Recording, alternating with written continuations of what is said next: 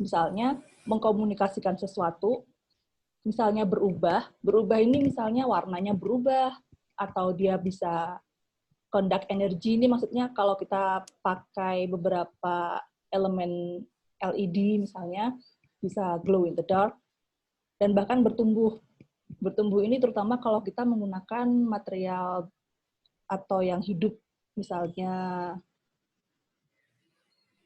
soy, kedelai, itu juga bisa bertumbuh. Fungsinya estetika dan performance enhancing. Kalau untuk estetika biasanya hanya untuk karya seni, Kria fokusnya di sini, estetik. Perbedaan Kria dengan desain produk adalah fungsi. Kalau di Kria, untuk memenuhi fungsi estetik pun sudah cukup. Kalau di produk, selain kita harus cover fungsi estetik, kita juga harus punya nilai fungsi lebih. Entah itu meningkatkan performa, entah itu memiliki nilai ekonomis yang lebih, entah memiliki nilai budaya. Jadi ada beberapa faktor yang harus dipenuhi dari desain produk yang membedakan dengan Kria atau seni murni. Contohnya untuk yang aesthetic value, ini karena waktu itu saya ngajar di Kria, jadi saya lebih fokus ke nilai estetiknya. Tapi kalau di desain produk, selain estetik juga harus berfungsi.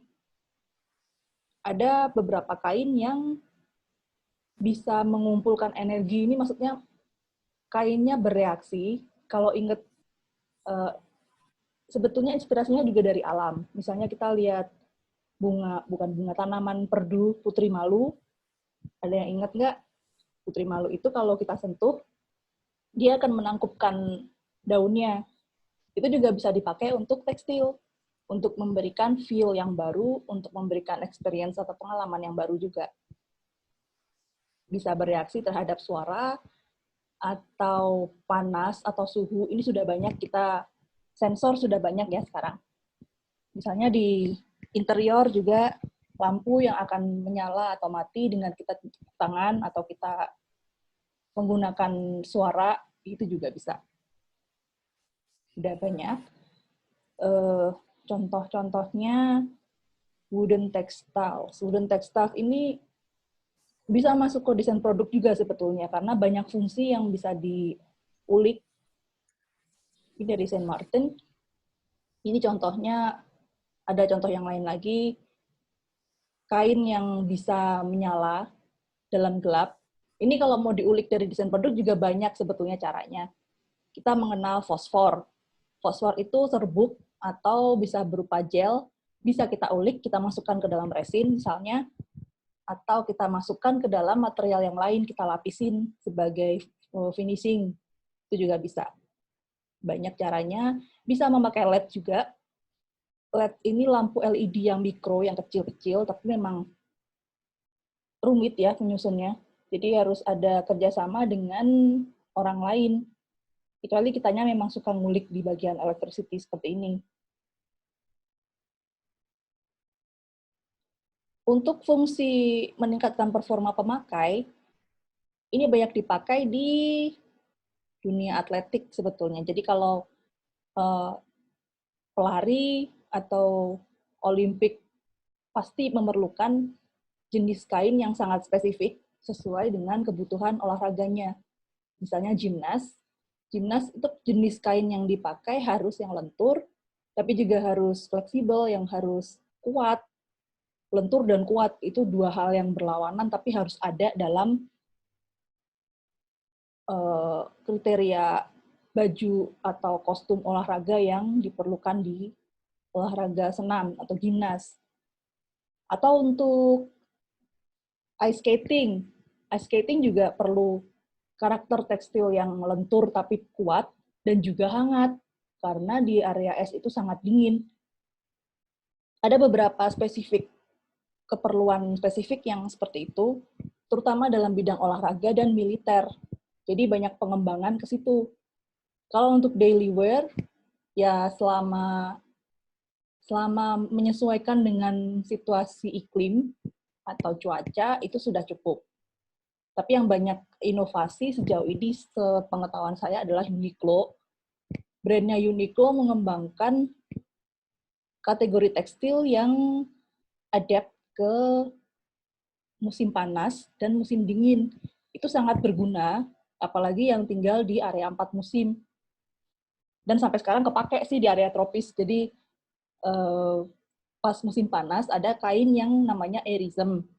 Erism ini menyerap keringat dan juga terasa sejuk daripada jenis kain katun biasa. Itu dipakai di musim panas di area subtropis. Tapi setelah saya bawa ke Indonesia ternyata kepake juga.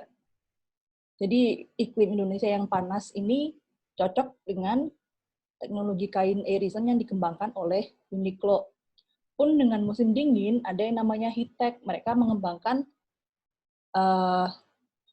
jenis kain yang bisa menyimpan panas tubuh. Jadi pemakainya tidak perlu banyak pakai lapisan baju, cukup dengan inner dari Uniqlo pun sudah cukup hangat. Itu sih contoh sederhananya kalau dari daily wear.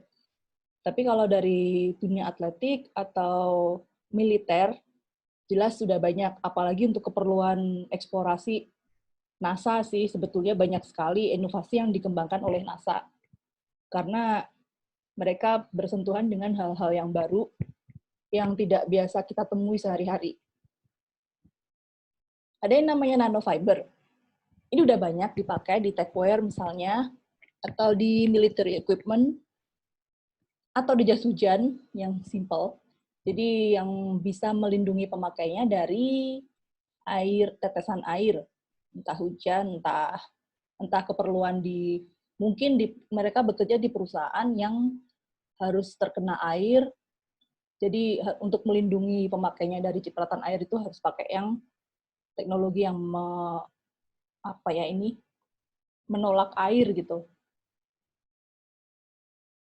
Kalau dari feature tekstil sih kita lihatnya dari materialnya atau dari fungsinya.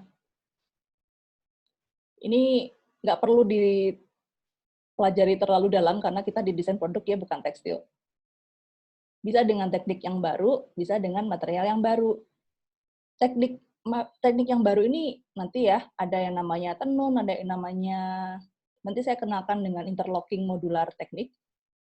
Kalau material baru ini bisa dibedakan jadi material yang betul-betul baru kita olah dari material yang sudah ada sekarang, bisa dari limbah, bisa dari material yang sebetulnya bukan tekstil tapi ternyata bisa diolah menjadi tekstil.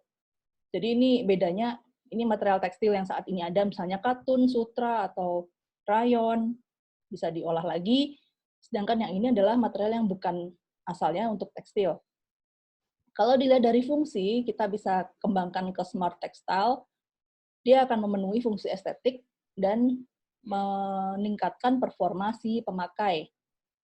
Ini lebih ke arah desain produk sebetulnya, kalau dari fungsi. Ini contoh-contoh beberapa lab yang memang spesifik mengembangkan jenis tekstil baru. Misalnya ini yang dari Jepang. Jenis-jenis kain yang dikembangkan juga macam-macam, entah itu dari warna, entah dari materialnya, entah dari karakternya, karakter kainnya bagaimana. Lalu jelas penelitian dari sekolah-sekolah seni di dunia, Saint Martin yang di Inggris, ini juga mengembangkan kategori tekstil baru, hasil eksplorasi. Ini ada video yang tadi saya cerita tentang soy. Soy itu dari kedelai, dari ampas kembang tahu sih sebetulnya. Jadi kembang tahu itu diolah dan dikeringkan, ditambahi dengan bakteri semacam nata de coco, lalu dipres, dijemur, sampai akhirnya menjadi lembaran. Dalam proses ini jelas tentu ada kolaborasi ya, jadi kita bekerja sama, berpikir bersama-sama. Proses kreatif ini kita melalui tahap penelitian, kita melalui tahap saling berbagi ide dan inspirasi, lalu kita mengerucutkan apa yang ingin kita capai. Setelah itu kita brainstorming nih, idenya apa nih dari hasil idea tadi. Ini design thinking ya sebetulnya.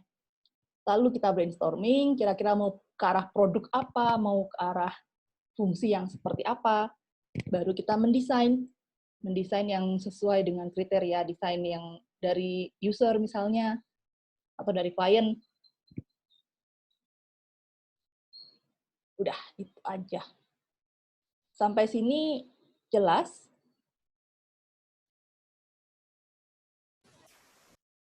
Jelas, Bu. Oke. Bu. Ya? Gimana? Ada yang mau tanya? Loh, udah, diem.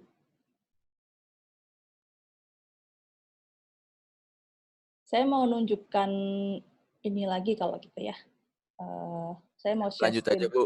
Oke, saya mau share screen lagi. Tunggu.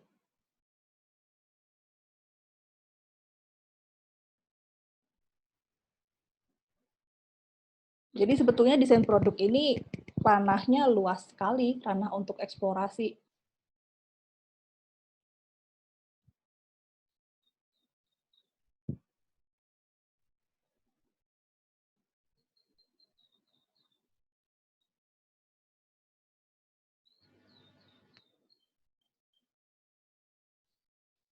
Share screen.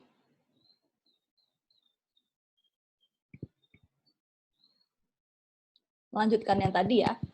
Ada yang namanya electronic textile, ada yang namanya engineer textile, ada yang namanya wearable technologies. Ini yang paling akrab dengan desain produk sebetulnya. Ini kisah sejarah weaving, jadi kita skip aja. Teknologi ini sebetulnya sudah ada di Indonesia sejak zaman dahulu banget, sejak kita mengenal pakaian. Jadi manusia mengembangkan pakaian dulunya dari kulit hewan, lalu mulai mengembangkan dari tumbuhan, dengan teknik tenun yang sederhana, sampai sekarang berkembang menjadi industrial textile ini. Nah, jadi ada beberapa kategori teknik baru untuk membuat fabric atau lembaran ini. Di antaranya 4 ini. Electronic textile, ini yang menggunakan komponen elektrik, atau entah menggunakan minimal LED lah ya, bisa menyala, atau bisa fungsi nge-charge, misalnya pakai solar panel, lembaran panel UV misalnya. Atau engineer textile, ini adalah tekstil yang sengaja dirancang untuk, kalau saya ingat sih untuk atlet lari, jadi ada kain yang bisa membaca metabolisme tubuh si atletnya saat detak jantung cepat, saat dia relaksasi, saat dia tegang atau adrenalinnya tinggi, itu bisa terbaca. Jadi bisa diukur oleh saintis yang mengembangkan tekstil. Ada juga yang namanya biotextile. Biotextile ini kain yang bertumbuh. Kalau ada yang pernah dengar indigo, indigo adalah tumbuhan sebetulnya. Tumbuhan yang dirawat dan bisa menghasilkan pigmen warna namanya indigo. Itu langka sekali. Dan merawatnya pun, saya pernah waktu itu ke lembaga riset yang memang untuk khusus tekstil. Indigo ini dikembangkan di Jepang karena dia memiliki kemampuan heat resistant, sama dia anti panas dan sangat tahan gores. Jadi dulu samurai zaman dulu menggunakan kain kimono-nya itu diolah dengan indigo. Jadi kainnya kain belacu direndam dalam larutan indigo akan jadi lebih tahan terhadap goresan dan panas. Itu biotekstil, jadi kainnya bertumbuh dengan adanya elemen hidup. Indigo ini tumbuh ya, jadi dia ditanam di ruang bawah tanah yang suhunya betul-betul diatur, saat itu tidak boleh lebih dari 27 derajat Celcius. Betul disayang seperti layaknya makhluk hidup yang kayak hewan, bahkan lebih disayang daripada hewan di sana tuh. Ada lagi yang namanya eco-textile. Eco-textile ini adalah memanfaatkan bahan sisa atau limbah, kita bilangnya. Jadi apapun bisa dibuat dengan teknik eco-textile ini. Fungsi dari teknotekstil ini kita adalah menuju ke inovasi dan penemuan material baru. Iya sih, kalau inovasi sebetulnya agak susah ya kalau sekarang. Kita hanya mengolah apa yang sebetulnya udah ada dan hanya memodifikasi, entah menambahkan, entah mengurangi. Dengan adanya fitur yang baru atau lebih lengkap daripada yang udah ada sebelumnya. Di contoh-contohnya, ini yang tadi, di contoh yang lain juga, di contoh beberapa studio yang Lady Gaga, dia juga termasuk visioner, Lady Gaga ini. Jadi dia bekerja sama dengan banyak desain studio dan banyak fashion designer yang baju-bajunya selalu wah, selalu membuat kontroversi karena ini apaan? Karena memunculkan tanda tanya. Tapi risetnya nggak main-main dia. Dia mengembangkan baju yang bisa buat dia terbang, atau baju yang, coba kita ingat-ingat deh kalau lihat VMA atau apa gitu, Lady Gaga nggak pernah mengecewakan publik dengan baju yang ordinary, baju yang biasa. Dia pasti selalu menimbulkan pertanyaan, entah itu dari fashion, pengamat fashion, entah dari pembaca aja yang awam gitu. Pasti bajunya aneh-aneh gitu. Ada juga yang baju menyala dalam gelap, ini biasanya untuk konser-konser. Ini si Fergie, dia pakai kain yang ada lampunya, intinya mah gitu. Iron Man juga kan, dia juga mengembangkan teknologi seperti itu. Ini Philips, perusahaan elektrik ya, Philips General Electric yang di Jerman. Dia juga banyak inovasi ke arah ini sih. Ada lagi, banyaklah ini contoh-contohnya beberapa. Jadi dengan laser, bahan kulit sintetis, di laser dan dikembangkan dengan ada LED di dalamnya, mungkin dengan menggunakan light stick, ada yang pernah tahu light stick? Itu juga bisa sebetulnya, dalamnya kan fosfor, dia menyimpan cahaya dari matahari, lalu saat di dalam gelap, dia akan menyala dari yang disimpan tadi. Ini bisa dipakai di statement necklace, misalnya, desain produk juga banyak kan yang ke arah jewelry, itu bisa menggunakan teknik seperti ini, eksplorasi. Kalau untuk engineer tekstil, contoh-contohnya laser. Ini dari kayu, laser sekarang udah banyak ya di Indonesia juga. Tapi meskipun udah banyak, masih tetap mahal. Karena ya dia bisa mengejar intricate detail seperti ini. Nggak hanya di graphic design sebetulnya, desain produk juga bisa sekali pakai ini. Untuk elemen interior, bisa banget. Eksterior ruangan juga. Jadi untuk berbagai macam material, dari kayu, kertas, sampai logam bisa menggunakan laser cut.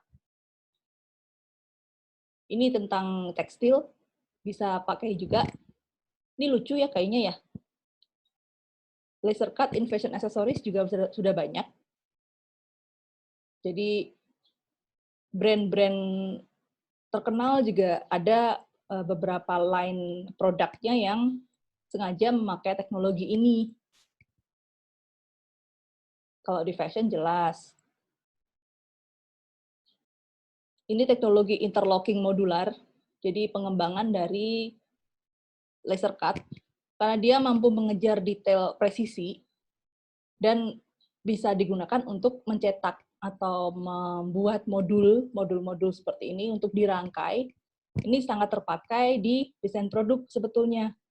Ada desainer produk yang sudah konsisten dengan metode ini, namanya Bio. Dia dulu alumni desain produk ITB sih, anak angkatan 2003. Brandnya namanya Bio, dan dia menggunakan teknik interlocking modular ke dalam produk seperti ini, seperti tas. Ini dari Jerman sih, tapi yang dari Indonesia ada juga. Ini dari bahan kain felt, bisa dipakai. Ini udah ke experimental fashion, kalau yang ini. Ini bio. Jadi dia mengolah, memang materialnya dia khusus sintetik sih. Tapi nggak hanya sintetik, dulu dia juga mengolah kulit. Kulit juga, eksplorasinya juga dari kertas dulu, awal-awal. Tapi dia sudah konsisten di jalur ini, dia desainer produk yang sekarang jadi fashion designer. Brandnya mungkin ada yang pernah dengar. Udah. Udah sih, itu aja. Brandnya mungkin ada yang pernah dengar. Namanya Bio. Dan ini udah termasuk kategori high fashion aksesoris, agak mahal harganya. Karena kita menghargai proses eksplorasi dan penemuan cara untuk membuat produk yang dia rancang. Sampai sini ada pertanyaan? Sudah dulu ya presentasi dari saya. Ada yang mau tanya?